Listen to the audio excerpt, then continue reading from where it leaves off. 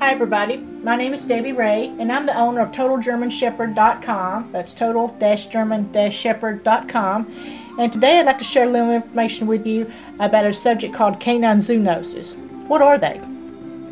Well, canine zoonoses are basically diseases that are passed from dogs or cats to actual human beings. And these diseases can be divided into three basic groups based on how you actually transmit the disease from the animal to the human being. They can also easily be divided into groups based on how you control or how you treat them. So the three ways basically are through coming in contact with contaminated urine or feces, number two, through coming in contact with hair or skin, and number three, through coming in contact by being bitten or scratched. So the first topic we'll talk about are through having any kind of diseases through contact with contaminated urine or feces. And let's talk about hookworms first. Now, hookworms enter the German Shepherd's body in the area that comes directly in contact with the contaminated soil. This is seen very common in the South. Traditionally, the hookworms die after crawling several inches underneath the skin, and they cause inflammation as a result of these parasites, in the human's body. It causes a condition called creeping eruption, and this can last several weeks or months depending on the actual severity of the disease. Next, let's talk a little bit about leptospirosis, and you've probably heard this before, especially when you're getting shots and that sort of thing for your dogs. Leptospirosis can be gotten through if your dog comes in through any contact with contaminated drinking water, or by swimming in contaminated waters, if they lick their fur after they've been in contaminated water, or eating any kind of food that's been contaminated with animal urine. A lot of different animals can actually carry leptospirosis. However, most people consider rats to be the culprit. This actual disease gives humans flu-like symptoms, including chills, body aches, and vomiting, as well as fever and headache. Sometimes kidney damage can occur as well. This disease is not usually fatal, though it does make its host really miserable for up to weeks at a time. The next thing we'll talk about are roundworms. Now, roundworms typically are swallowed by humans, and then they will migrate into their body tissues and cause damage, including you'll get fever, you'll have possibly liver enlargement, and this can last up to a year, including symptoms of fever and other things. So you just really want to be aware of this. Usually these parasites are found in in small children, like 2 to 4 years old, and these children will mistakenly swallow the eggs and become infected. If your children are playing in any area in which an animal has, pooped or peed in the past or whatever, excuse me, if they don't wash their hands after coming in contact with the eggs from these, from these animals, and they inadvertently stick their hands in their eyes or their mouth or whatever, and if they don't wash their hands first, they can, very easily get roundworms. Only rarely fatal. The symptoms of this are usually, mild, although it may be really long-lasting. The next thing are tapeworms. Now, tapeworms can easily be ingested by any German Shepherd who swallows a flea that's infected, when they're biting or chewing at their coat. Children can get tapeworms the same way, minus the coat chewing. Tapeworm infestation in humans this way usually is pretty rare when you compare it to the way they usually get it, which is through eating, undercooked beef or pork. Now, Toxoplasmosis rarely causes death in humans, since most people develop a resistance to it through their lives with normal exposure to it. It can cause birth defects, though, in children born to mothers who have been infected with it for the first time and haven't developed an immunity to it themselves. Most commonly, this is picked up through contact with infected cat feces or, contaminated soil. So exactly, how do we prevent any of these waste-transmitted diseases? Well, the first thing you want to do, you want to clean up all pet droppings and wash your hands each and every time you come in contact with any kind of contaminated soil. It's extremely important to teach your children these steps as well, and just to make sure that they're very, very good about washing their hands each and every time. The next thing you want to do is you want to to wash your dog. You know, if it's gone into any kind of water that you're unsure of, and maybe it has been contaminated with any of these diseases, you want to get it home. You know, get it home and bathe it as quickly as you can. Okay, so let's talk a little bit about the topic of any kind of diseases that are spread through hair or skin contact. And fleas are the first one we'll talk about. Now, fleas prefer feeding on your German Shepherd, though they'll not turn up the chance of an occasional meal on a human as well, so just be aware.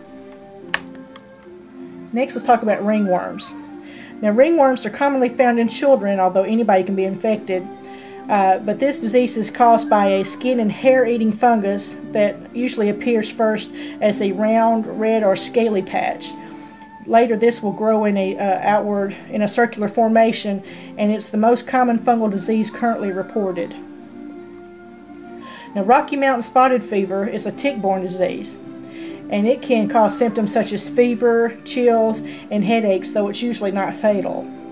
Symptoms can last for many weeks at a time, and it can be treated with antibiotics. What you want to do, in case you have a tick on your dog or whatever, and you need to get it off, you want to make sure that you wear gloves to try to prevent any possible chance of you getting this. Okay, scabies. Now, scabies is another thing that you need to be aware of. This is a less commonly found version of mange. However, it can still cause intense itching, irritation, and even thickening of the skin. Animal mange can live in human skin, though it can't reproduce there. But humans do have their own version of the scabies mite. Now, how exactly do we prevent any of these skin or hair transmitted diseases? Well, the first thing you want to do is to make sure that your dog is healthy by providing it, a proper diet, good care, keep it, as healthy as possible, and that's your first best defense. Secondly, you want to make sure that you frequently groom your dog.